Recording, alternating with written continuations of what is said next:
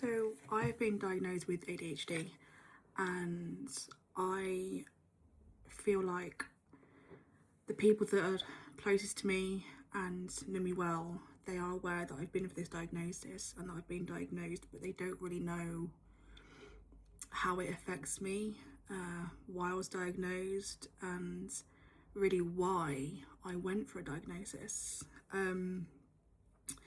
And now that I've got that diagnosis, I feel it's kind of the right time to talk about it and explain how it affects me and how it has always affected me my whole life, really. I will start off by saying the first I ever thought about it was a couple of years ago. A friend spotted some things in me after spending like a long time with me. She'd come and stay with me for days, and after just not even like purposely observing, but just observing as you do when you're with someone, she just noticed things about me, and she said to me once, like, "You've got ADHD," and I was just like, whatever. Like, I just laughed it off because no, I haven't. And I guess I, like most people, saw ADHD as that hyperactive little boy at school who disrupts the class and needs to be medicated. And did I ever think that was me and I would be diagnosed with ADHD? No, of course not. So I just thought nothing of it, really. But she then sort of kept on saying it over a period of a few months. So I did some research and I looked at it and I thought it does sound like me when I look into it. But I still had this belief that it was more of a hyperactive disorder. And I'm like, I'm not hyperactive. Like, I'm not running around climbing walls and stuff like that. So it just wasn't something that I really entertained. Then over months and months, I started to really struggle at work, and I think that is the thing that made me think, oh, hold on, maybe there's something going on here. And it's work that has made me look more into it and think this describes my whole life. So I now have been diagnosed, and I'm looking into medication. So now that I've got the diagnosis, it's like my whole life suddenly makes sense. I didn't know that was a feeling I could feel. Like, people have said that before, like when they've been diagnosed with something and suddenly everything makes sense. And I was like, I don't know what that feels like. Now I do. Everything makes sense. My whole life, everything I've ever known about myself and my life suddenly makes sense. Like, I've got an answer to the way I am, the way I think, the way I behave, the way I act, the way I function or don't function in some cases, the way my brain works or doesn't work. Like, I suddenly feel like it all makes sense. And I've spent years and years thinking that I'm thick and stupid and lazy. And it's only now that I am like, I'm not those things. I have a condition. And I've also been told that I'm those things by people in my life, like parents and ex-partners and stuff. So to be diagnosed and to have answers to the way I am has been kind of mind-blowing and just insane, really.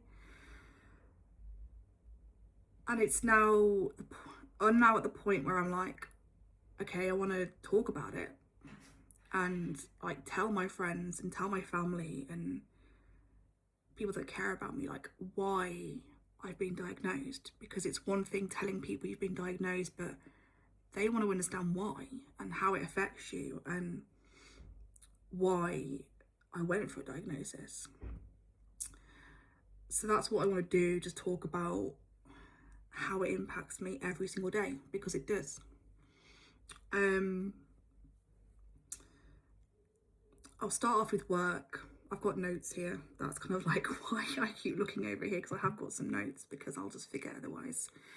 But I have got, yeah, I've got notes here to look at, so that's why I'm looking. Work. That's where it became really obvious to me, because I've got all these other symptoms, but I just thought that was just me being lazy and can't bother to do stuff. The last few years especially, but I'd say even more so the last year, I've been unable to, what feels like work, I've been getting overwhelmed with tasks at work, and I've not understood why. And my brain just seems to have like all these tabs open, and I can't get any control. And if I'm given a task, and obviously I've worked in admin my whole life, and if I'm given a task that requires multiple steps, I freeze and I can't do it. I don't know how to start it. I don't know how to organise it, how to prioritise it. I can't finish it. I just sort of freeze and become overwhelmed. And it's just got worse and worse, to the point, if I'm given something to do, I've got something to do in my job, and it requires looking at a spreadsheet, and then looking at a system, and then looking at another system, and then another a website or another spreadsheet, and I'm having to take information from here and here and put it here, and there's all these things going on. It was too much for me to do. It's quite simple. The job in itself is simple. Like, look at this place, take information from here, put it into this spreadsheet, and then once you've done that, take this information and put it here. It's very straightforward. It's not difficult. It's a very simple task, but it involves so many steps that I freeze, and I'm like, I can't do this, and I become overwhelmed and I can't start it. And I would put it off and do something else, to the point where I'm like, I'm not getting my job done. And I'm like, do I just not like this job? Do I not want to do this anymore? Does this job no longer interest me? Why don't I want to work? Am I lazy? Do I just not want to work ever again? Why am I sat at a computer doing a job that I thought I enjoyed and not doing it? But I want to. And it didn't make sense. I wanted to do the work, but I couldn't. And it's been like that for such a long time, and it's got worse and worse over the last couple of years, but last few months, like, I just feel like it's getting worse, but it might also be the case that I'm becoming more aware of it. And I just didn't understand what was happening. I was like, I don't get this. I am academic, I'm intelligent, I'm clever. Yeah, I'm sat in front of a computer and I can't seem to do my job, which is quite a straightforward job. And I thought, I don't get it. I've got an English degree. You know, I went to university and graduated. I got A star to C's at school. I got B's and C's in my A-levels. I'm pretty clever. Yeah, I'm sat doing a job that I can't do it. And it started to really impact me. And I was like getting behind and not getting things done. Not because, well, I felt lazy, but it wasn't because I was lazy. It's because my brain was freezing. My brain couldn't cope. And if I'm given a job that's quite simple, like, here's a spreadsheet, here's some data, can you just put that data into the spreadsheet? That's simple. That's looking at one thing and putting it into the other thing. That's fine. It's when a job has multiple steps and we've got to use multiple programs that I just freeze and can't do it. And I just absolutely freeze. And it got to the point where I was like, I can't do admin anymore. I've got to go and work in a shop or something, or I don't know, just do something totally different, because admin and my brain do not go together, which was really frustrating. And I was coming home in tears, like, I don't understand. I'm pretty clever, I'm pretty intelligent, and I'm coming home crying because I can't do my job and I feel stupid and thick. And I didn't understand what was happening with my brain. I just felt like my brain wasn't working how it should be. And I'd look at other people, and I still do it now. I look at the people who work, and they work so effectively, and they'll look at one spreadsheet and then something else and then something else, and their brain just is clear and it works, and they can do multiple things at once, and they can do one job, then another job, then another job. If I'm given one job, that's enough. If you then ask me to pause that for a minute and do something else, and then pause that and do something else, I can't do that. By the time I've come back to the first job, I don't know what I'm doing. I've lost it completely. So that was the first way that I knew something was going on. And it got to the point where I was literally thinking, I need to change career. And I'm like, why do I need to change career? Something's not right here. And that's when I started to look more into ADHD. And it kind of started to make sense. And that is one of the biggest ways that it impacts me. And it's very, very frustrating. And then similarly, like moving on to sort of tasks and being overwhelmed by too many tasks, that kind of moves swiftly on to how I am at home. And this is difficult for me to talk about because it's embarrassing. But now that I have like a diagnosis, I can say, look, I'm going to say some embarrassing things and some shameful things, but there's a reason for why I'm like this. It's not just laziness, which I've been called my whole life. I am a very messy person, very untidy and very, very unorganized. And I hate it. And that's how you know that there's something going on, because you hate it and you don't want to be like that, and you care, but you can't seem to change it. And that's how you know that your brain's not quite working correctly. Because you'd think if you hate living in a mess and you hate being untidy, then do something about it. Like, if you can see mess and you don't want it to be there, then get rid of it. And it's so straightforward to think like that. And that's how a normal brain would work. But mine doesn't work like that. So I hate being messy. I hate clutter. I hate being disorganized. But I am. I'm so messy and I'm so disorganized. And I live, if I'm not careful, in chaos. There is mess everywhere. There is mess in every room. There is clutter everywhere. And nothing gets done. And I hate it. And it makes no sense. And I think the most common phrase that I use, and it's blown my mind to read this and hear this in ADHD videos and things that I've read, the most common phrase is, I want to, but I can't. And I almost feel like getting that tattooed on me, because it's the most common phrase that I use. And I've been saying this for years. I want to, but I can't. And it makes no sense.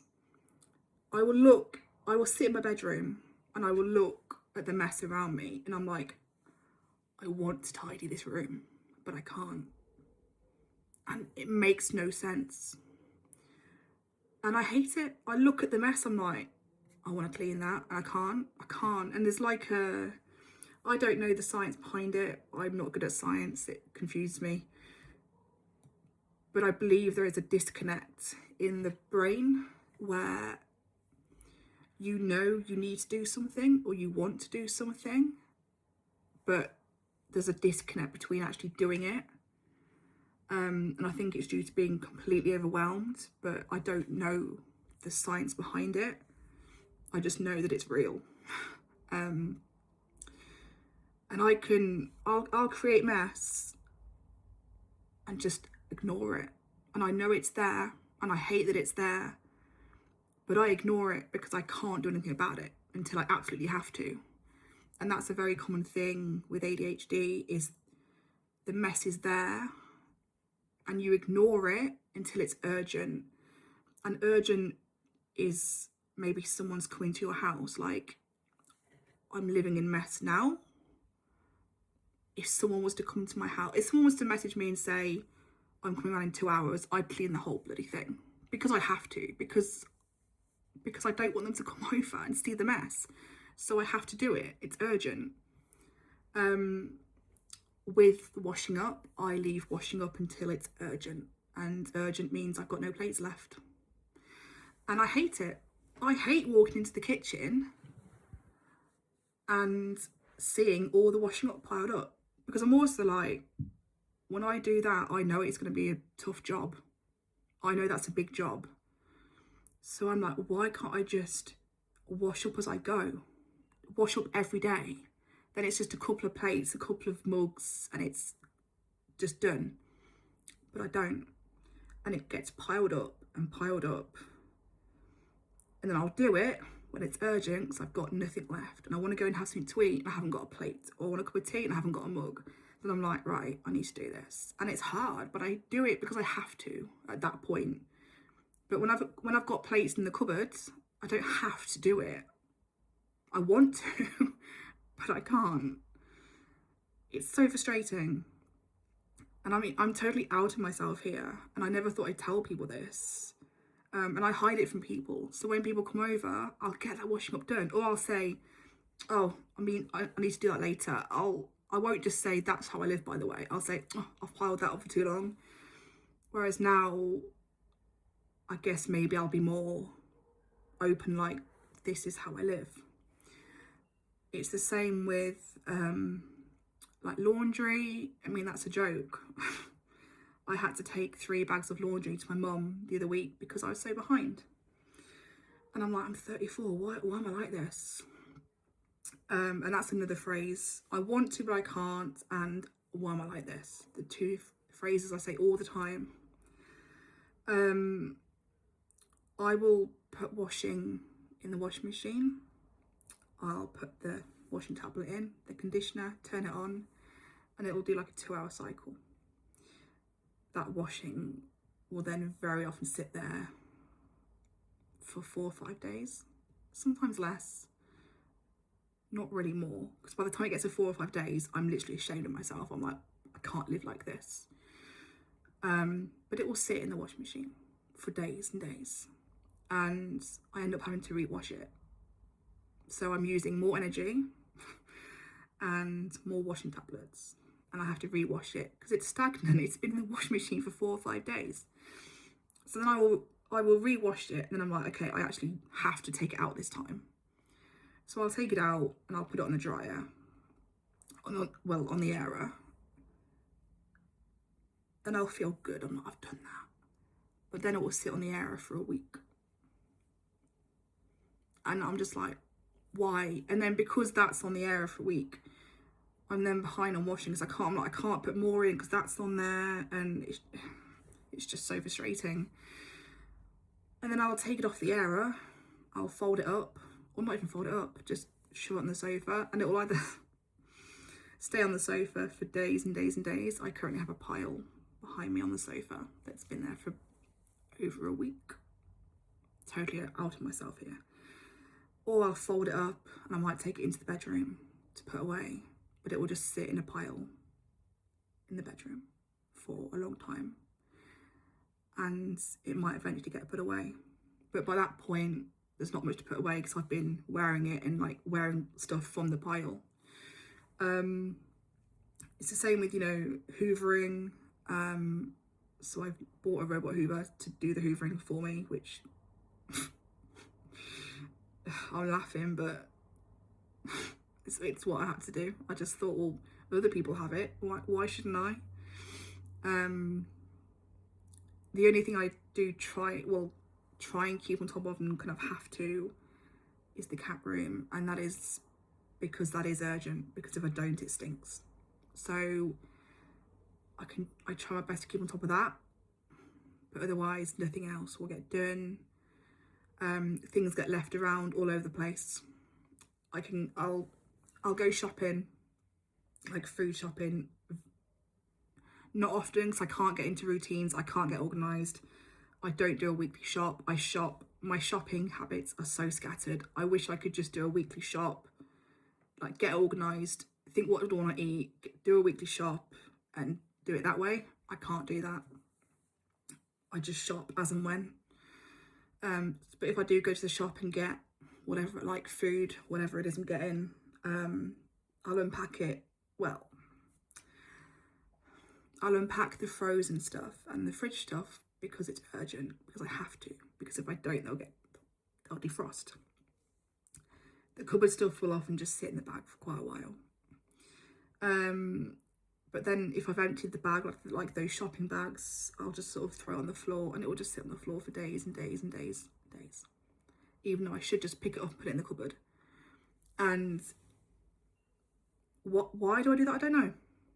All I've got to do is pick it up and put it in the cupboard. And then all my rooms are just a mess. There's things that shouldn't be in these places. And all I've got to do is move them. And I don't. Like, I've got a bottle next to me that I took out my work bag over a week ago. All I've got to do is take it into the kitchen. I haven't. And there's just things all over the place that shouldn't be in that place. And it takes no effort to move them. But I just don't do it. And it frustrates me. I hate living in that mess. And that's what I've never understood. I want to, but I can't. I've been called messy my whole life by my parents and ex-partners. My ex-partner who I lived with for 7 years, it drove him insane. We would have so many arguments about it and I didn't really have a defence. He'd call me this, that and the other and moan about my messiness and my disorganisation, and I couldn't really say anything. I just had to sort of take it and think, yeah, I am the things you're saying, but I just don't know why. And the famous thing that everyone seems to know about, because he told his sister, his dad, and, you know, because it frustrated him so much, the side of my bed. So obviously we had a double bed, and the side of my bed, you couldn't see the floor. A common phrase that my mum uses is that you can't see the floor in your bedroom. That's what I had growing up. Still the case now. But the floor on the side of my bed was just, you couldn't move. It was just full of clothes, wrappers, bags, parcels, anything. And it would just build up so much that I couldn't get out of bed.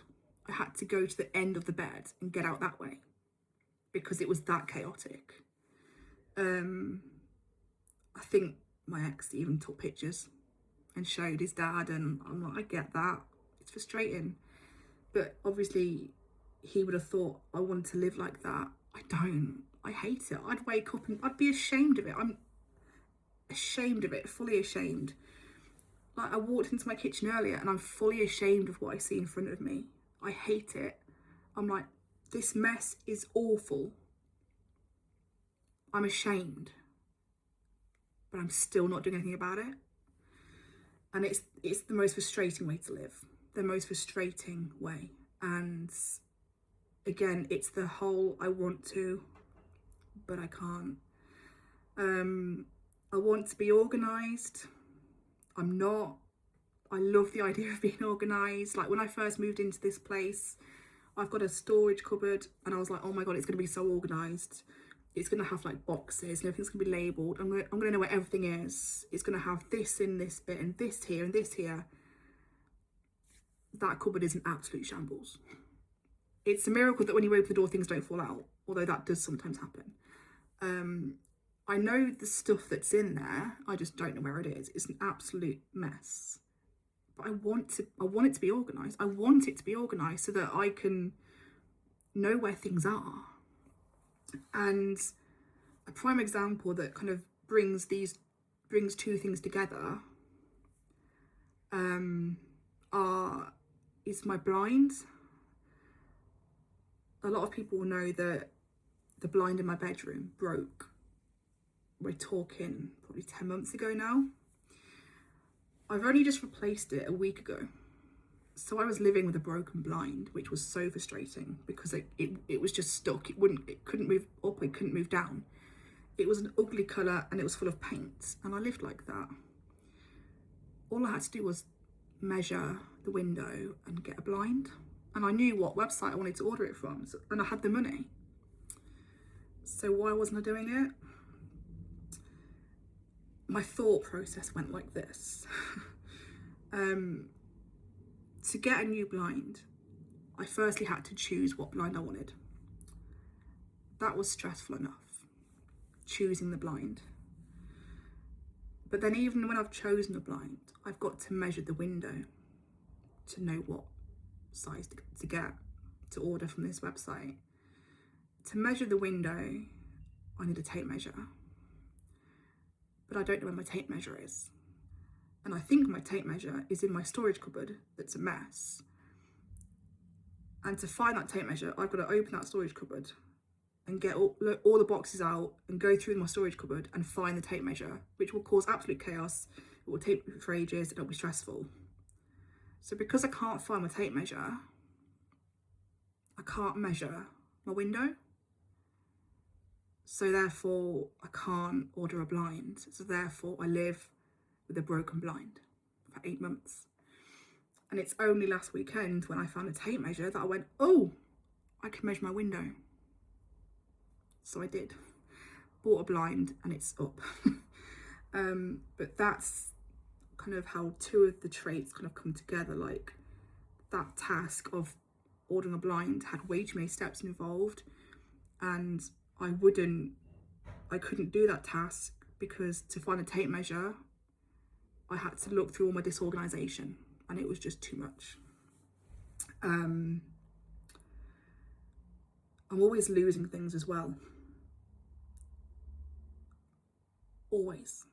I bought a little key rack to put at the top of my stairs. So you open my door, you come up the stairs, and I put a key rack on the wall so that when I come in, rather than throw my keys anywhere, I can come up the stairs and just put them on the rack. How often are keys on that rack? Once in a blue moon. And my mum said, like, when I told her that, oh, I lose keys and stuff, she's like, why don't you get a bowl or get something to put them on? I'm like, I've got that. I've got the function. I just don't use it. It's just, I have no reason and way to explain this. I lose them all the time. I'll come in and I'll just put them down somewhere and I don't know where I've put them. And then I'll need them later to go out. And I'm like, I don't know where they are. So I misplace my keys all the time, my glasses all the time. Tweezers get lost probably 20 times a day. I've got about, sometimes if I do a tidy of my room, I will find about 20 pairs of tweezers because I've lost so many pairs, I just go out and buy more.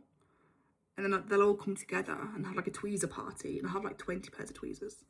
And then gradually I'll lose them all again. I lose my bank card all the time. As I'm sat here, I don't know where my bank card is. I've lost it. I think it's in a coat pocket somewhere. I feel like I remember leaving it in a coat pocket thinking, I'll leave it in that coat pocket so I know where it is. I've either lost the coat, or I don't know which coat it's in, or I took it out and put it somewhere safe. I don't know where that is. That is the chaos that is my mind. So somewhere my bank card is around, but I don't know where it is. So why, when I knew my bank card was in my pocket, did I not say, oh, best take that out and put it in my purse? I don't know. And now I've lost it. I don't know where it is. So I will probably have to cancel it and order a new one. And then it will turn up when I'm not looking for it. It's just the most frustrating way to live. The next sort of way that it affects me is emotional dysregulation. I can't control my emotions and they're all over the place. This is made more complicated for me because I also have PCOS, a hormonal condition. So my moods are like up and down with hormonal fluctuations, but also because I have ADHD and I have emotional dysregulation. So it's a happy world for me. It's really difficult to live with, very, very difficult. I never know from one day to another, and sometimes from 1 hour to another, what mood I'll be in. I'm extremely sensitive. I can cry very easily. I feel rejected very, very easily. I mean, that's a whole thing in itself. It's just very hard for me to regulate my emotions. I just never know how I'm going to feel. I therefore struggle to make plans because someone could say to me, do you want to do something on Friday night? And I'm like, I don't know how I'm going to feel. So I tend to be more spontaneous and do things when I know I'm in the mood. Like, say if right now I was feeling quite good, I'd say, oh, I want to go to the pub, because I know that right now I feel okay. Whereas even tomorrow night, I don't know how I'll feel tomorrow night. And it can even change that quickly from like morning to evening or morning to afternoon. And I'm never stable. My moods are like that. And I've been on antidepressants for years trying to get more like that. And I think quite possibly the psychiatrist said to me that my ADHD has been misdiagnosed as depression and anxiety, which is why I'm on antidepressants, and they don't work. But I still try. But I just want to be stable. I just want to kind of have a quite reliable mood and just be a bit normal rather than be up and down all the time, because I can be with a friend and be really excitable and a little bit hyperactive and like really feel great and having a great time, and then an hour later, 5 hours later, or the next day, I'll just completely crash down and be a completely different person. And I find that hard to live with. And I find it hard to explain to my friends, because I can be like with a friend and be really in such a good mood, and they're like, yeah, this is the Penny that I know. Penny's bubbly, Penny's funny, Penny's crazy. And I can be texting them the next day going, I'm in tears, I feel like crap. And they must be thinking, you were fine yesterday. And it's really hard to explain that to someone, to be like, look, I feel that a lot, and I felt that my whole life, that my friends know me as a very funny, bubbly, outgoing person, and they don't see the other side, because I don't let them see it because it's embarrassing to me. And sometimes I think, do they think I'm lying because they've never seen the depression, the anxiety, the low moods, the crying spells? They just see either how I am feeling at that time, which is good, or they see me putting a front on it and putting a mask on it. So sometimes I will be with a friend, internally I feel full of anxiety, I feel low, I feel down, but I put a mask on it and pretend, because I can't cope with them seeing me upset and down. And the moods are just up, down. And I get like immediate highs and immediate lows, which is really hard to deal with. It kind of feels like a dopamine crash. Like I feel really excitable sometimes, like really good, and I'm like, yeah, I feel great. And then like that, my mood hit. It's a bird behind me, not behind me, but outside. And then my mood will just dip like that, and it's like a switch in my brain. It's not like I'm gradually coming down from something, or something's happened to make me feel a bit low. It's like my brain flips a switch, and I can feel really good, and I get this like wave over me in my stomach. I'm like, oh, I feel rubbish. And it's like it's a physical feeling, like a physical wave of like what feels like depression. And I'm like, a minute ago I felt good, and now I feel rubbish. And that can happen it can change within minutes, it can change within hours. It's just all over the place. I just cannot regulate my emotions, and it's so hard to deal with. That bird's annoying me. Another thing is hyperfocus, which I've noticed in myself for years and had no idea that it was a ADHD trait. And it's sort, I mean, I know it's all to do with dopamine, but it's when you get really focused on something really particular and you're hyper focused on it and you can't really think of anything else, and you become like obsessed with it. And then a few days later, you've lost interest and you never do it again. And I didn't know that was a thing, but it's always something that I've done. And I can remember, we're talking probably 6 years ago now. I think I saw something on YouTube and someone was like painting canvases, and they bought these little canvases and they were like painting designs on it and put them on the wall. And I was like, oh my God, I love that. And rather than being, rather than saying, you know, oh, well, I'll try that one day, or I'll try that at the weekend, I have to do it there and then. I'm impulsive. I have to do it there and then.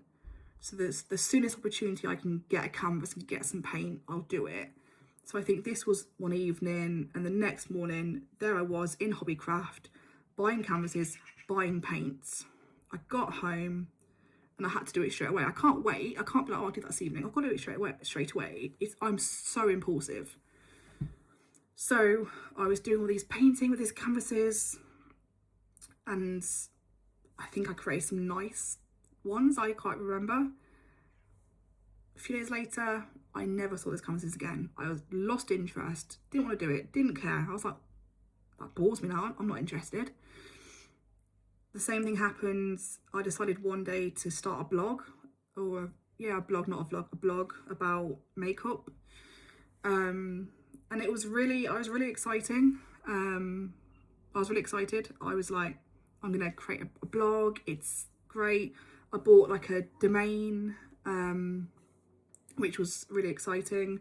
I was like so for this, and I wrote a blog post and I was taking pictures and I was like, this is gonna be so great.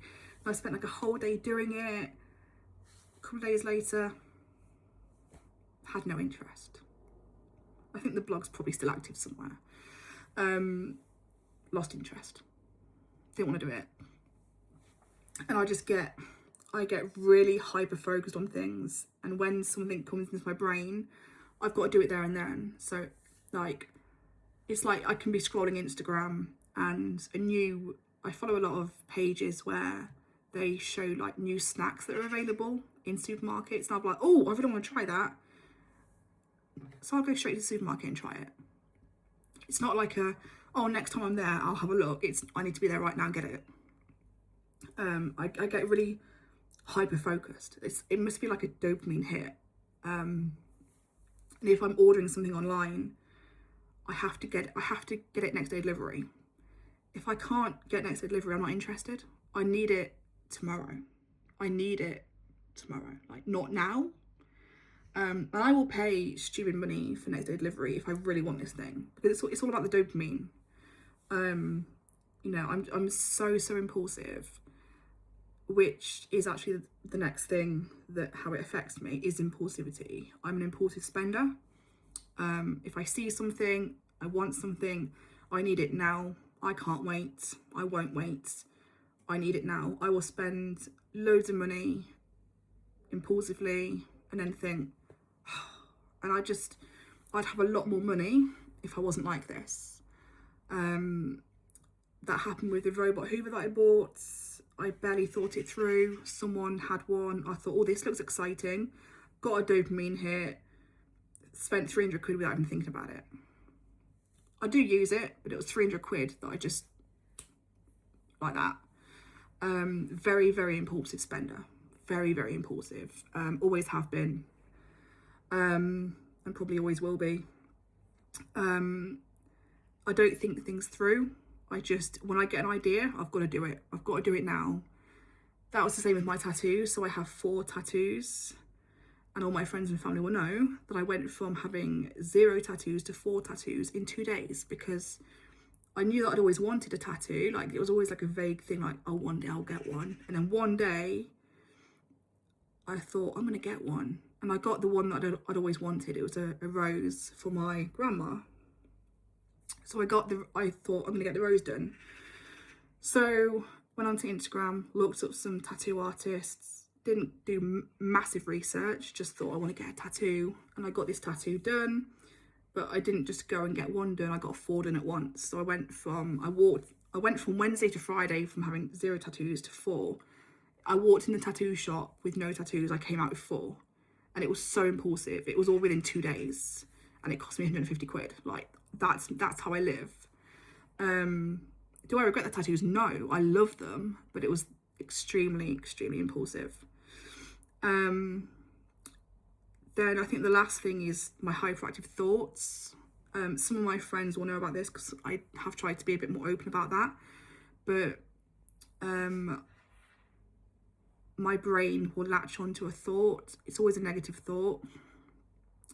And it will latch onto it and I get stuck in thought loops and I obsess and analyse things. And it's normally something really negative about myself or about a partner or a relationship. And it's normally something completely stupid, which I don't think that particularly is related to ADHD. I think the thoughts that I get are related to my insecurity and my past, which is not relevant. But the ADHD and the hyperactive thoughts means that when I get a thought, I obsess and obsess and I get stuck in thought loops. My brain won't let go. And whereas I don't just get a thought, think it through, overthink it a little bit and then kind of forget about it, I'm stuck with the thought for hours and hours and days sometimes. And it consumes me and I can't think of anything else. And I become very anxious and very depressed.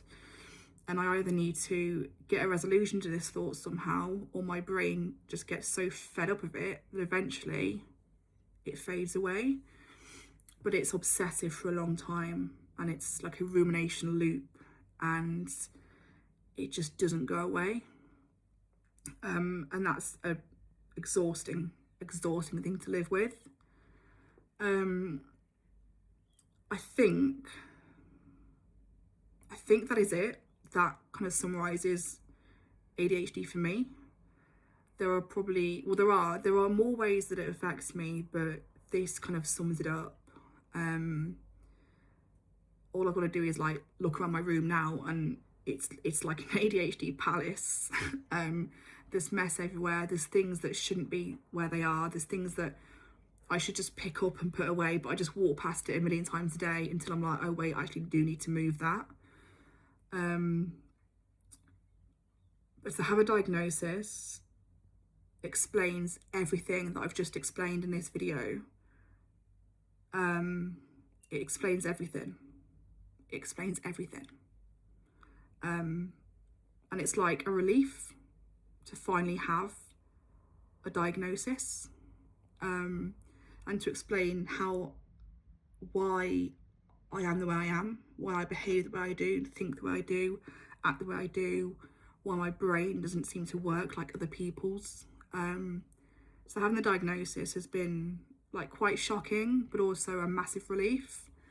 And I am going to be medicated and try some medication and see how it helps me.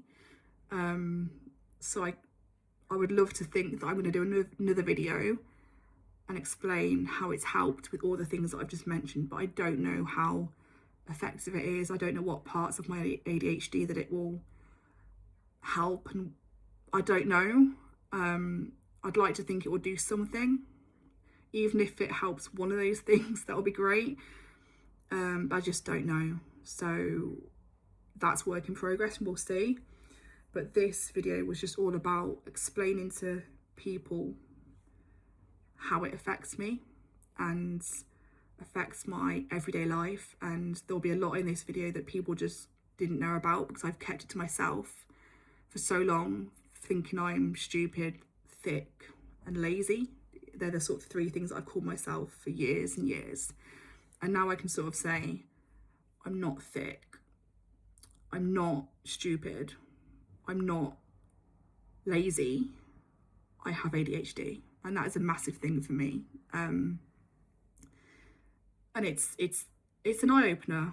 and it has been an eye-opener, because I always thought ADHD is just a little boy like running around school like disrupting people, which it is in boys, but it presents itself so differently in women. And I do have that hyperactive side in the impulsive spending and the hyperactive thoughts, and I can be quite hyperactive. I think all my friends know that. I'm seen as the funny one, the hilarious one, the crazy one. I'm the one that sits there scrolling my phone. I'll suddenly start singing random stuff and making random noises and saying stupid things, which I've always just thought is just because I'm a little bit crazy, but in reality it's probably the hyperactive side of my ADHD, which I've been undiagnosed with for 34 years, but now I have a diagnosis, and it's a crazy time, but I'm hoping that from now on I can get help and support from medication, from techniques, and friends and family, I guess. So we'll see, but thank you for watching.